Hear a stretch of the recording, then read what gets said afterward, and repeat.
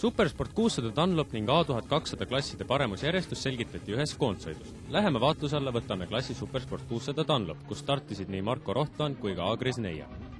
Värske Skandinaavia ning Põhjamaade meister Rohtlan alistas kvalifikatsioonis lõunanaabri 65 sajandikuga. Marko Rohtlan võitis oodatult Supersport 600 Dunlop võistlussõidu ning lisas oma saavutuste nimistusse järjekordse Eesti meistritiitli. Teisena langes ruuduline lipp Risto Jaaksonile ning kolmandana Juris Svarinskisele.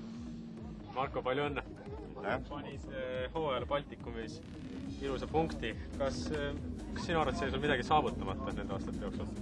Ma ei tea, võib-olla minu meelest ma olen väga rahul, et Skandinaavia võit oli nagu minu jaoks kõige tähtsam, et see Eesti nagu polki minu jaoks ja Baltimaad ei tähtis. Kommenteeri palun natuke tänast sõitu. No täna oli suht siuke kerge sõit.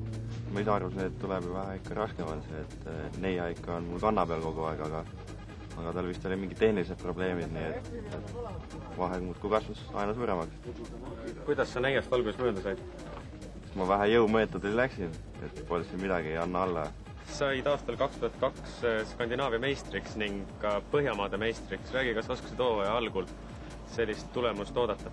Ei osanud nii hästi küll, et läheb välja kukub, aga plaanid olid tegelikult pannud nii, et esiviie hulgas sõita terve see sari, aga läks ikka palju paremini. Mitu korda sa poodiumile pääsesid? 3 korda 6 sõidust. Ja kus sa need 6 sõitu sõitsid, millistel radadel? Olid Soome, Rootsi, Norra, Taani. Millist võistlust sa pead ise kõige õnnestunumaks enda jaoks?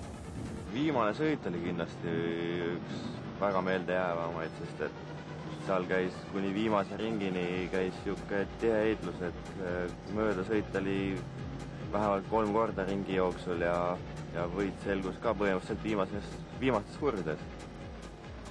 Järgneval aastal siis enam Eestis ei sõida, tulevad Skandinaavia ning ka juba Euroopa etapid. Kas oskad julged teha mõne ennustuse? Ei oska öelda, sest Euroopa on täiesti tundmatu minu jaoks ja selgus saab võib-olla jaanuaris, kui saan Hispaaniast treeninglaagrisse, et siis võib-olla oskab mingit seisikohta võtta.